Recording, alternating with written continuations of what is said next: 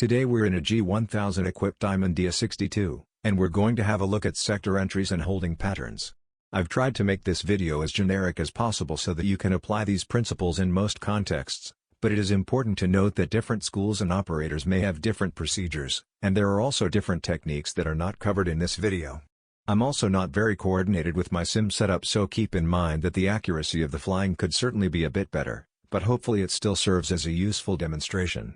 This video will cover the standard holding pattern, Sector 1, 2 and 3 entries, orientation checks, the varying angle of bank technique, and the 3x drift method. We'll also look at how to correct for errors, and more importantly, we'll look at why they were caused so that we can stop them happening in the first place. For this video, it will be beneficial to have the Avalon VOR Runway 18 approach plate, as we will be using the associated holding pattern and navigation aid in today's video. You can download this for free on the Air Services website. I have also made a cheat sheet with the relevant rules of thumb that will be covered in this video, which you can download in the description. Anyways, let's get started.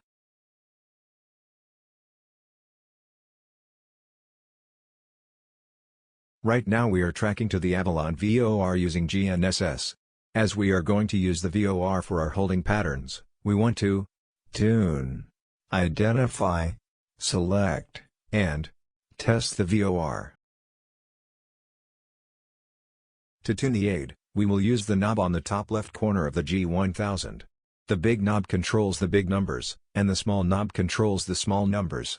The navigation aid frequency is 116.1.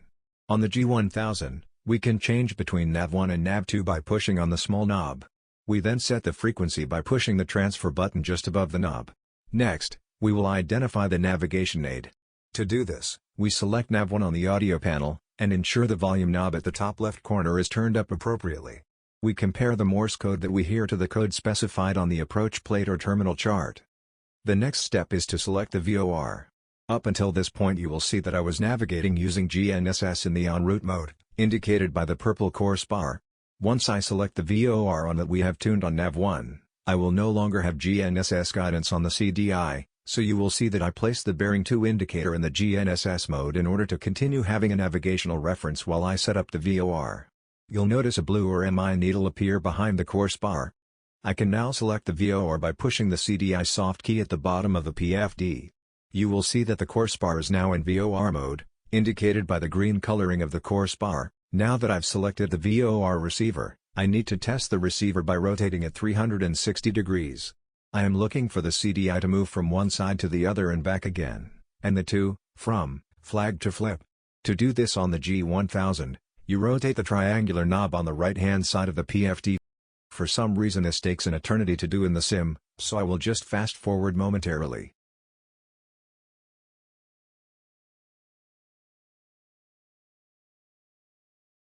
Once this is done, I have set the course bar on the desired course, and will continue to track toward the navigation aid.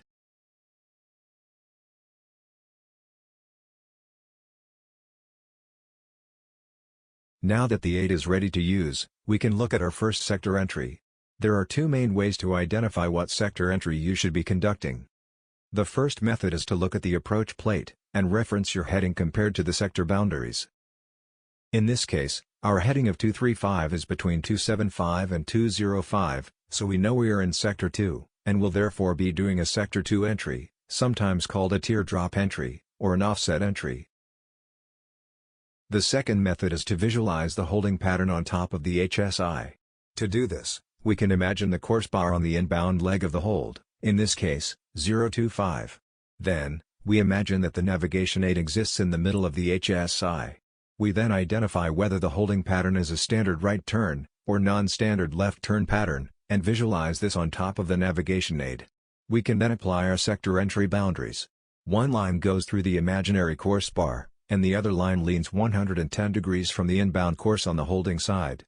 Despite the mediocre editing skills, I hope that you can now see that we have split the HSI into 3 sectors. We have Sector 1, Sector 2, and Sector 3. The final step is to imagine the aircraft at the bottom of the HSI, in this case, the tail of the RMI needle, and this is where our aircraft is positioned in reference to the sector boundaries. With this visualization, we can confirm that we are doing a Sector 2 entry. To fly a Sector 2 entry, Upon station passage you need to turn onto a heading to make good a track making an angle of 30 degrees from the reciprocal of the inbound track on the holding side, which is basically a complicated way of saying, make a 30-degree intercept of the outbound track. You will maintain this track for 1 minute or ADME limit, and then turn to intercept the inbound track. With nil wind in this case, it means that we will be turning onto a heading of 235 degrees. Once the aircraft has been turned onto the appropriate heading, we will start a timer and fly outbound for the specified time, adjusting for wind, in this case, 1 minute outbound. After tracking for 1 minute, we will then turn left to intercept our inbound track. Approaching the navigation aid, typically within 5 nautical miles, you want to go through the 5 T's.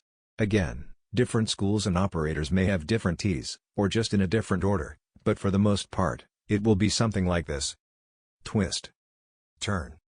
Time. Throttle. Talk. And if you are doing an NDB approach, a 6th T may be added as tone.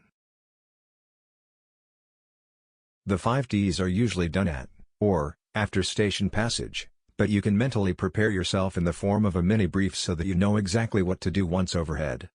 In this case, we will twist the course bar to 025 degrees, turn onto a heading of 235 degrees, start the timer once wings level, adjust the throttle as required for 130 knots, and talk to the CTAF or ATC as required. Because it takes an eternity to change the course bar in the sim, I will get the first T done early and twist the course bar onto the inbound course of 025 degrees. So now we're just 1.5 nautical miles away from the aid. I'm referencing the distance from the bearing tab to the right of the HSI, or from the top of the G1000 in purple. The last thing I should do is prepare the timer so that it is ready after station passage. In the G1000, select the timer soft key, and then push on the knob on the bottom right of the PFD to get your cursor inside the box, and leave it selected where it says Start. On station passage, we simply have to push Enter in order to start the timer. We are expecting to enter the cone of confusion shortly. When we are in the cone of confusion, the to, from, flag and CDI bar will disappear. Once we attain station passage, the to, from, flag and CDI bar will reappear. With 0.5 nautical miles remaining, or entering the cone of confusion, you should set the course bar to the inbound track if this has not already been done, and set the heading bug to your next command heading, which in this case will be 235 degrees. Here we see the cone of confusion. Notice the absence of a to, from, flag, and CDI bar. We can now see that the CDI bar and flag have appeared. We have achieved station passage, and can continue our 5 T's. We have turned on to 235 degrees as this was conveniently our track to the station. We can start a timer for 1 minute, confirm the throttles are set for 130 knots, and we will talk on the radios if required. At this point, establish your scan and ensure the aircraft is maintaining an accurate track. Following this, you should mini-brief the next step, which will be something like track 235 for 1 minute, then turn left to intercept 025 inbound.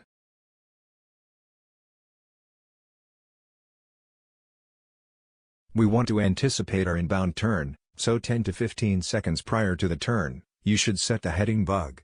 This will save you from trying to set the heading bug while turning, which almost always results in an unwanted flight path deviation.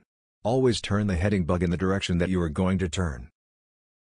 At 1 minute, we are going to do a rate 1 turn to the left. We have a TOS of 135, so the angle of bank required should be 21 degrees. In the G1000, you will see a purple vector appear next to the heading indicator, and when this vector touches the second white line, you are holding a rate 1 turn. In an analog aircraft, you can substitute this with a turn coordinator.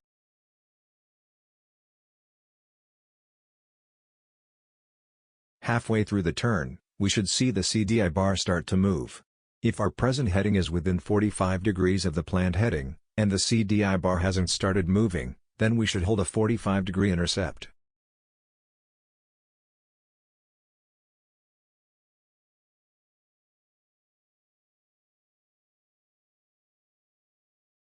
In this case, the bar started to move and so we are able to just continue the turn.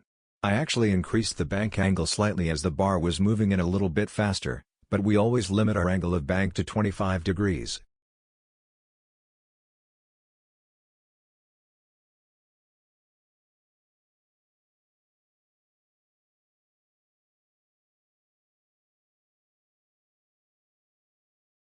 Once established on the inbound track, we can mini-brief the 5 Ts again in preparation for a holding pattern, or for the instrument approach.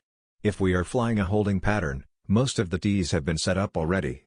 In this case, no twist is required as the course bar is already set on the inbound track. The turn will be a non-standard left-hand turn onto 205 outbound. The timer will be reset. We can confirm that 130 knots is being maintained and adjust throttles as required, and we can talk to ATC or the CTAF as required.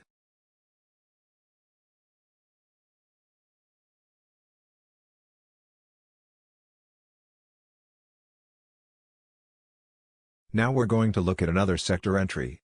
So here we are tracking 135 degrees inbound to the VOR, and we're currently 4 or so nautical miles away. Just like before, we want to orientate ourselves to identify which sector entry we will be flying. Looking at our heading of 135 reference to our approach plate, you can see that we fit in between the boundaries for a Sector 1 entry. If we look at our HSI, we can also imagine the inbound course of 025 degrees, place our non-standard left turn holding pattern, and trace our sector's plays. When we look at the tail of the HSI, we can confirm that we are in Sector 1. To fly a Sector 1 entry, after station passage you will turn and make good a track that is parallel and opposite to the inbound track. You will maintain this track for 1 minute, and then make a maximum rate turn back onto the holding side to intercept the inbound track.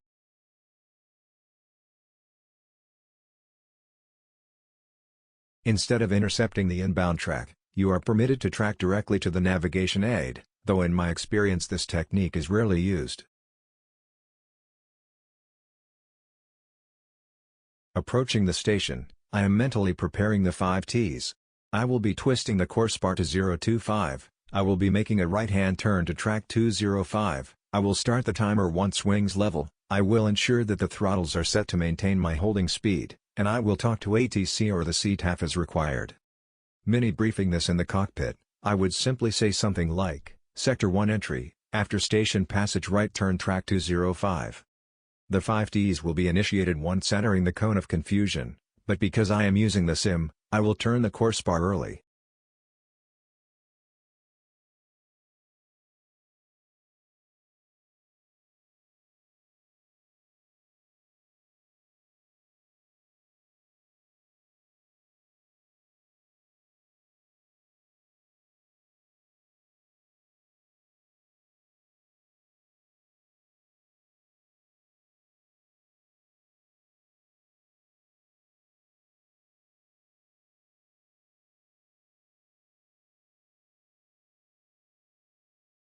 There's station passage.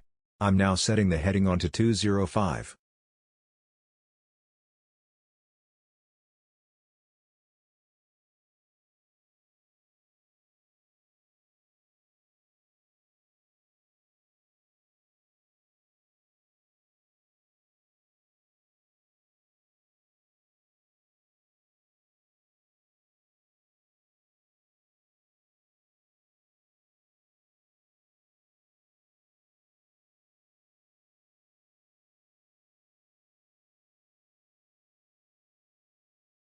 I started the timer a little bit early as the autopilot was taking its time to roll onto 205. Check your throttles are set to maintain 130 knots, and then talk on the radios as required. Once established, take a moment to scan your instruments, ensuring that you aren't drifting towards or away from your track, and note any headwind or tailwind to adjust your timing. The mini brief on this leg would be something like, maintain 205 for 1 minute. Then turn right and track 055 to intercept 025 inbound. 10 seconds or so before the turn, set the heading bug inbound.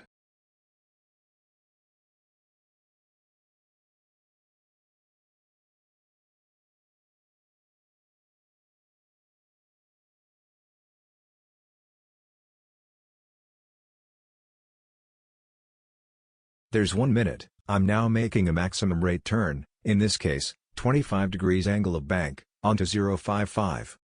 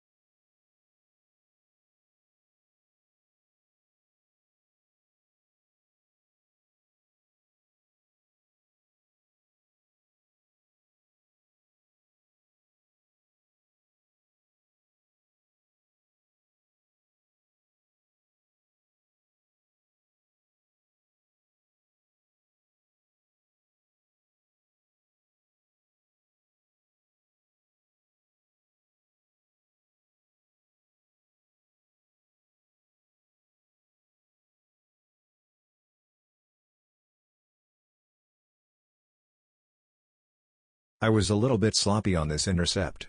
Ideally, I would have set the heading bug back onto 025 prior to the turn, but I noticed the CDI bar moving in and started the turn, resetting the heading bug on completion instead.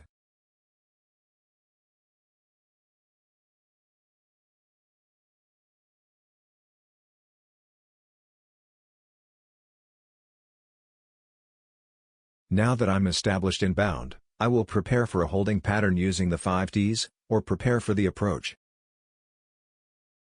In this case, no twist is required as the course bar is already set on the inbound track. The turn will be a non-standard left-hand turn onto 205 outbound. The timer will be reset. We can confirm that 130 knots is being maintained and adjust throttles as required, and we can talk to ATC or the CTAF as required.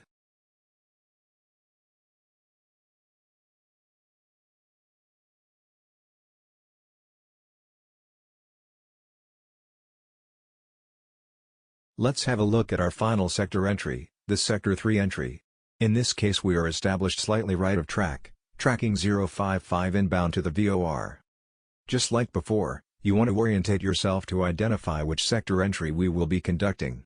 Looking at our heading of 055 reference to our approach plate, you can see that we fit in between the sector boundaries of 275 and 095, which means we will be doing a Sector 3 entry. If we look at our HSI, we can also imagine the inbound course of 025, overlay our non-standard left-hand pattern, and trace our sector's plays. Looking at the bottom of the HSI, we can see that this puts us in Sector 3. Flying a Sector 3 entry is very straightforward. After station passage, you simply turn onto the outbound track.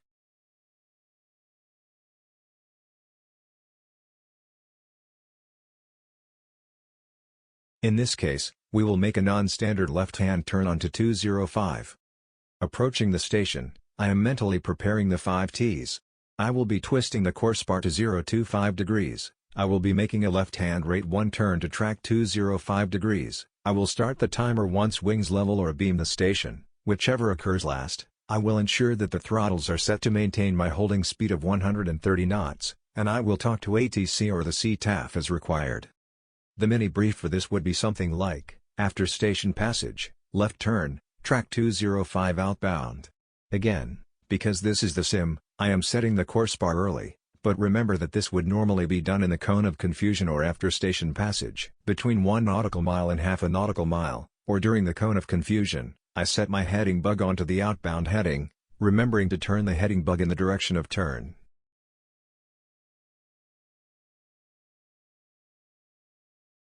There's the cone of confusion. There's station passage, starting a left turn onto 205 outbound.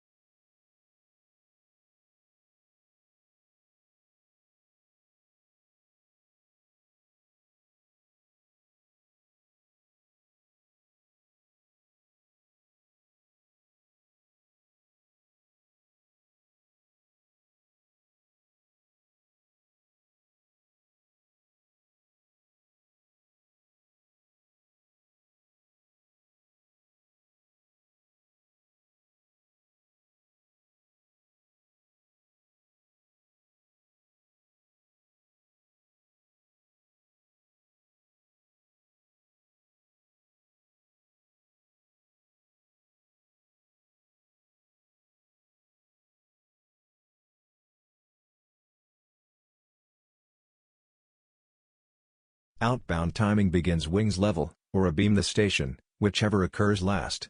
In this case, we are not yet abeam the station. We will discuss this in more detail shortly. Abeam the station now, starting the timer. Lastly, we will ensure throttles are set to maintain 130 knots, and talk to ATC or the CTAF as required. After 1 minute flying outbound, we will make a left-hand turn to establish ourselves on the inbound track.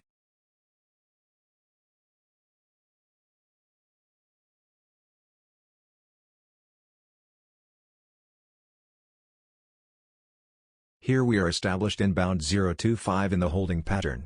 When established on the inbound leg, you should go through the 5 Ts. We will incorporate the 5 Ts into a mini brief. The course bar has been twisted to 025 degrees already. The turn will be a non-standard left turn onto a track of 205. The timer has been reset, throttles have been set to maintain 130 knots, and we can talk if required to ATC or the CTAF. This is a lot to blurt out in the cockpit, so I would usually get the student to abbreviate this to, after station passage, left turn track 205 outbound. We are just over 1 nautical mile away from the station, and because this is the sim I will set the heading bug onto our anticipated heading of 205 a little bit earlier. In the aircraft, you should usually do this around half a nautical mile to go, or encountering the cone of confusion.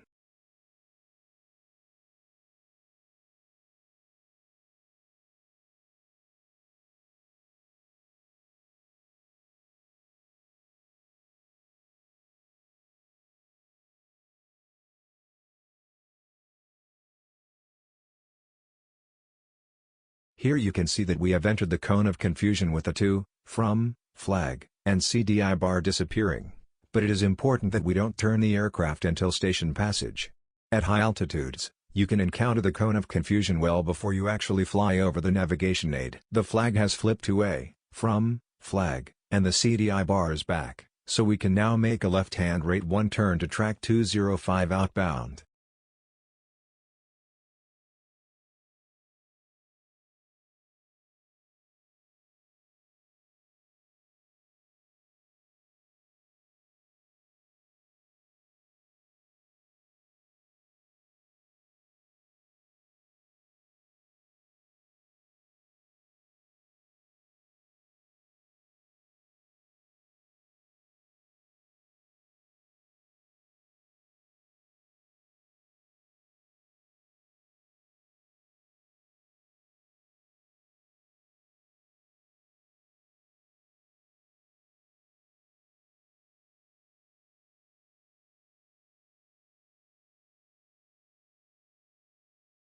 Outbound timing begins abeam the station, or wings level, whichever occurs last.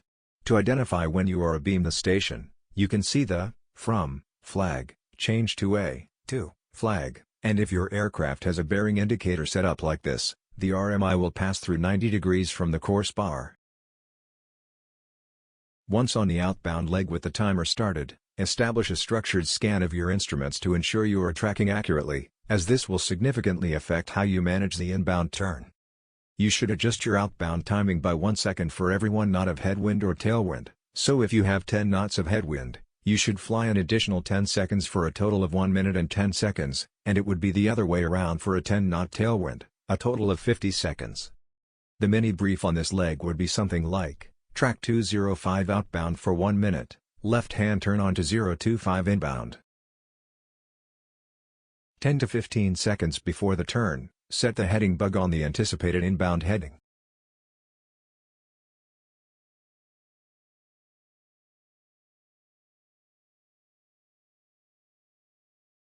In an aircraft where you can overlay a bearing pointer or RMI needle and a course bar simultaneously on top of AHSI, you can get an incredible amount of detail when it comes to our orientation check. In this case, an orientation check should be done at the end of our outbound leg. We should be at a position that is 30 degrees off the inbound track, indicated by the red lines I've drawn on the HSI. You can see our RMI needle is slightly further than this by 2 degrees, meaning that we are slightly wide, but a value this small is almost negligible. We will go into the details of how to adjust our turn inbound based on our orientation check, later in this video. For now, we can make a rate 1 turn to the left to intercept the inbound track.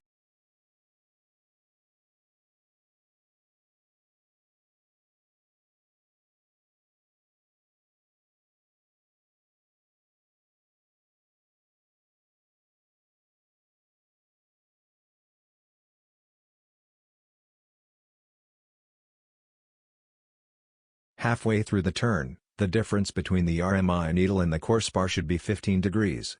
This provides us another opportunity to do an orientation check, which allows us to adjust our bank angle depending on whether we are wide or close.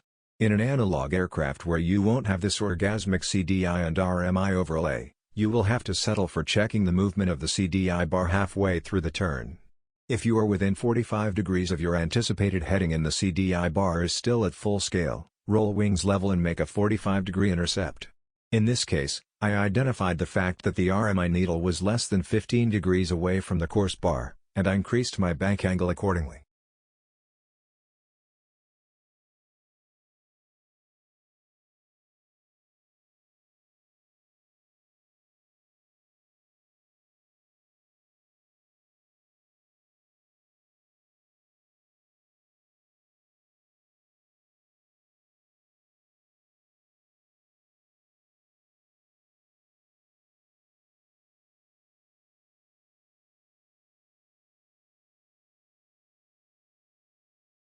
The rollout was a little bit aggressive, so try and anticipate the rollout by 10 degrees. Established inbound again, we repeat steps discussed on the first inbound leg. Go through the 5 T's, and mini brief. Approaching, or in the cone of confusion, set the heading bug onto the outbound heading. After station passage, turn line to the outbound heading.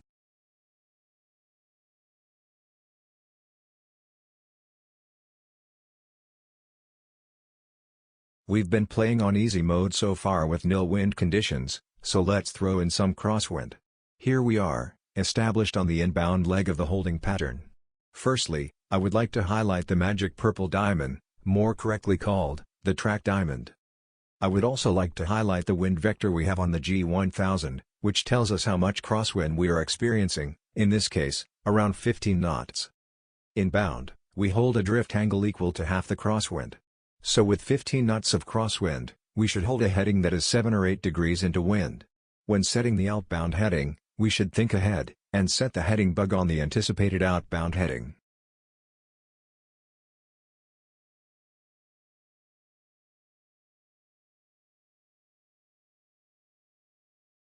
To use the varying angle of bank method, we will adjust our angle of bank depending on whether we are turning into, or away from, the wind.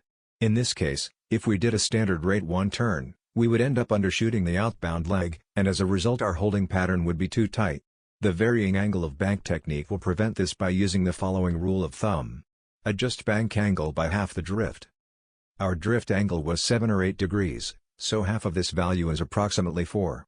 If my rate 1 turn angle of bank at 135 knots true airspeed was 21 degrees angle of bank, then I will reduce my bank angle by 4 degrees to compensate.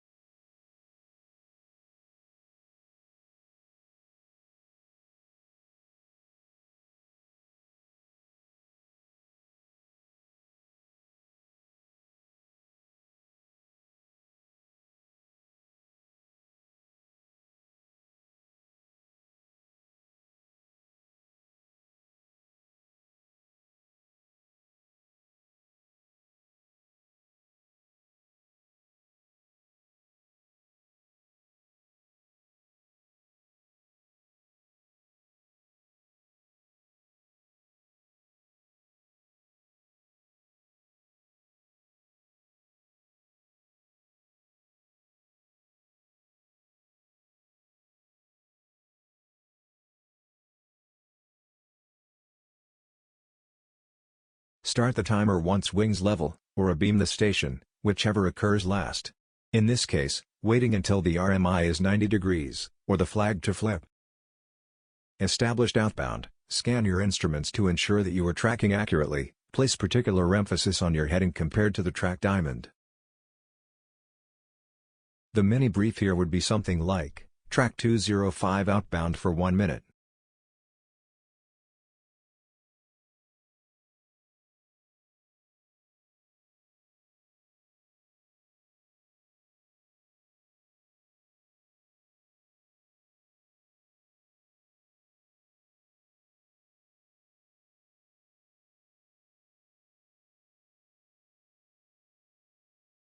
10 seconds or so before the turn, set the heading bug, again anticipating any wind. In this case, I will set 8 degrees into wind to account for the 16-knot crosswind, so I've set 017 degrees. With 1 minute elapsed, it's time to do our orientation check. Because we reduced our bank angle while turning outbound, you can see that we are pretty much at 30 degrees. In order to compensate for the wind as we turn inbound, we will have to use the varying angle of bank method again. With a drift angle of 8 degrees, we will add half of this to our rate 1 angle of bank of 21 degrees, for a total of 25 degrees angle of bank.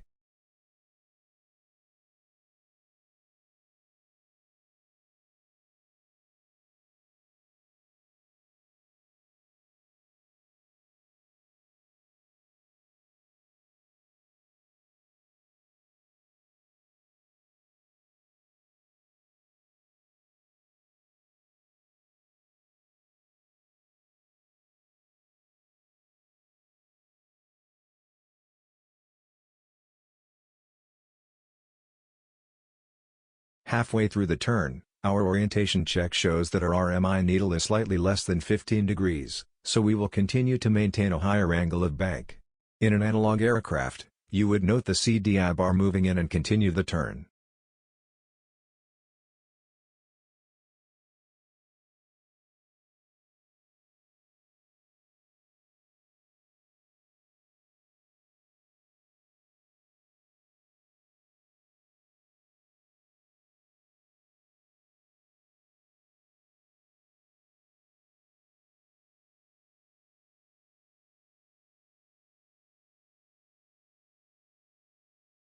Here I'd like to highlight the value of the track diamond on the G1000.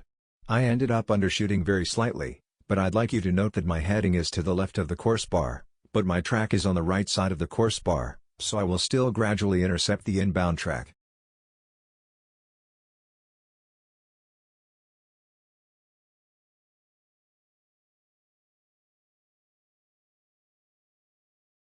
Another technique that can be used to manage the effects of a crosswind is the 3 times drift method. In this method, instead of worrying about the overshoot or undershoot in the inbound and outbound turns, you can simply make a rate 1 turn, and track into wind during the outbound leg. Your holding pattern won't look like a racetrack. With this technique it will look like a deformed jelly bean, but the benefit is that the bank angle can remain at rate 1, which requires less mental math, and has the additional benefit of being able to use the autopilot, which typically makes a rate 1 turn.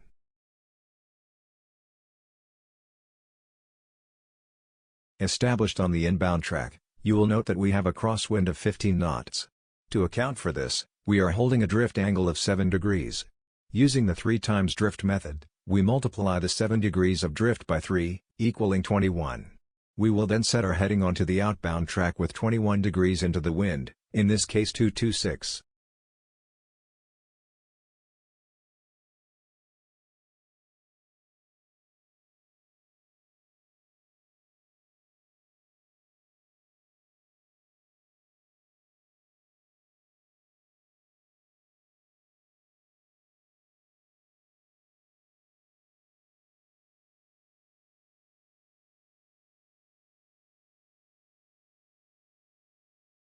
After station passage, make a standard rate 1 turn onto your command heading.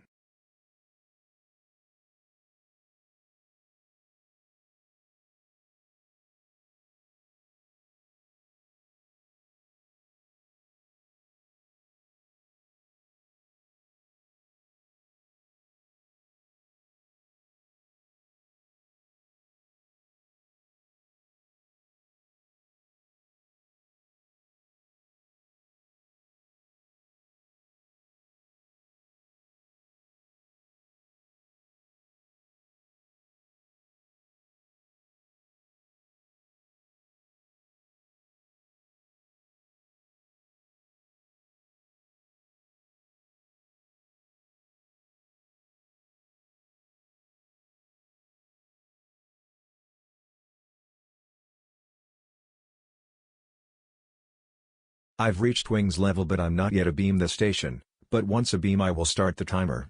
The mini brief here would be something like, maintain 226 for 1 minute and 2 seconds, then turn left to intercept the inbound track.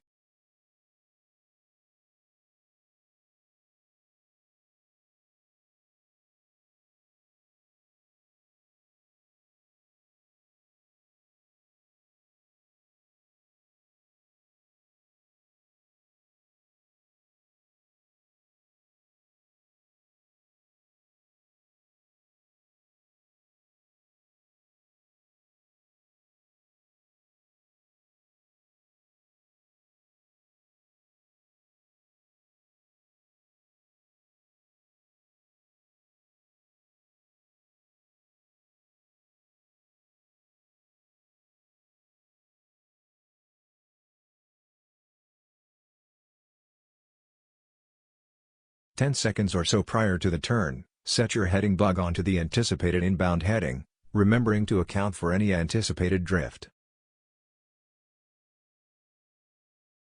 At the end of our outbound track, our orientation check shows us that we are wide, which is what we were targeting. If done correctly, we don't need to make any adjustments to the angle of bank as we turn inbound, we simply make a rate 1 turn to the left. However, if you notice the CDI bar moving faster or slower than anticipated, adjust your bank angle as required.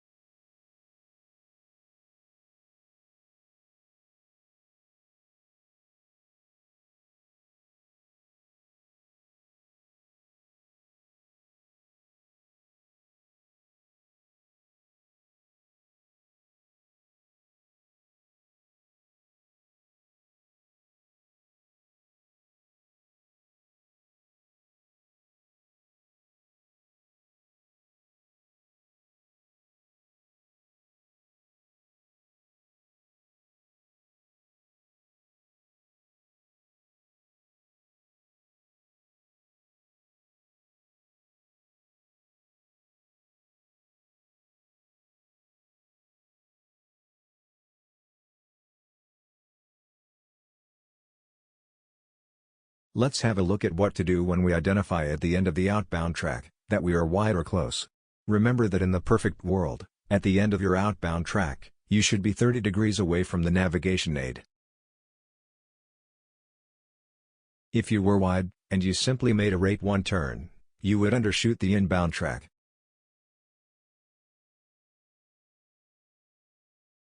If you were too close, and you made a rate 1 turn, you would overshoot the inbound track. To avoid this, you need to adjust your angle of bank, reducing it if you're too wide, and increasing it if you're too close. In this case, as we are approaching the 1-minute mark, you can see that we are wide, with the RMI needle indicating between 35 and 40 degrees. To compensate for this, you will notice that I will reduce my angle of bank by a few degrees in order to try and fix the error. I will check my progress again halfway through the turn.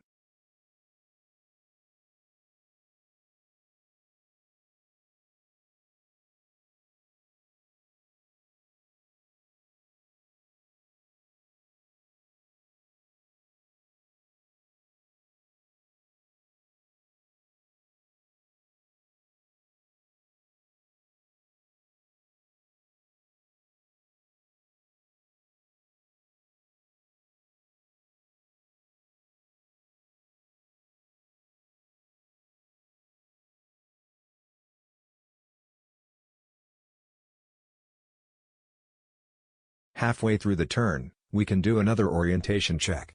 Here we see that the RMI needle is now 15 degrees away from the inbound track, so we have corrected for being wide, which means that we can now resume a rate 1 turn.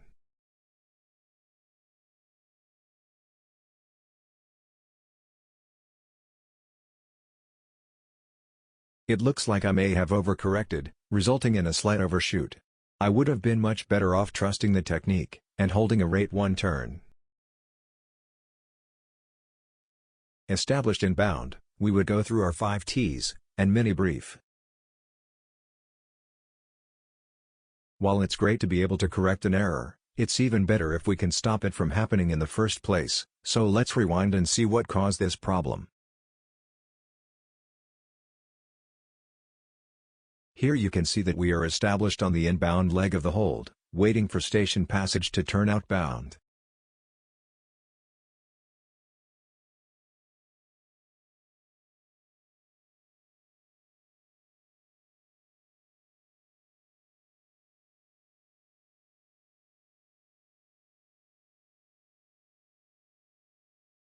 Once the bunker angle had been set, I'd like to point out that I didn't set a rate 1 turn. The reduced angle of bank caused the aircraft to fly a wider holding pattern.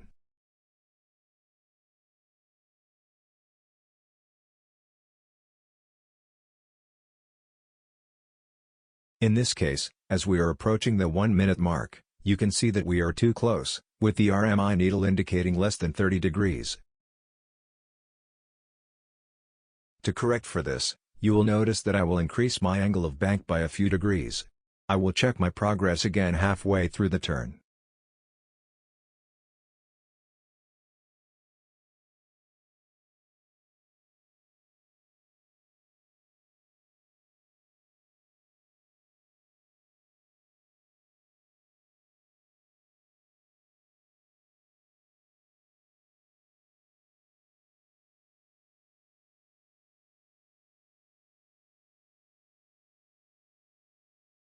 Halfway through the turn, my orientation check shows the RMI at less than 15 degrees, so I am still too close.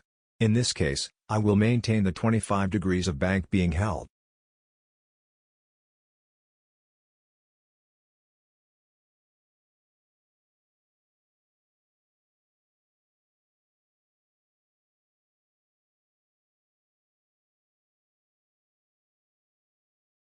Established inbound, we would go through our 5 T's, and mini brief.